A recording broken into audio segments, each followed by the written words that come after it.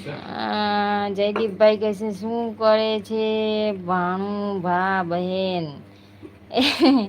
સુઈ ગઈ હતી હવે જઈ ગઈ છે એના પપ્પા આવ્યા ને હવે જમવું છે પાછું સૂપ લાવ્યા છે સૂપ મંચાઉર સૂપ ચાલો સૂપ પીવા સેવ નહીં લાવ્યા સેવ ના આવે હોટલ શ્યોર સૂપ છે સેવ વગર તો શું સૂપ પીવા તો તારો સેવ કોણ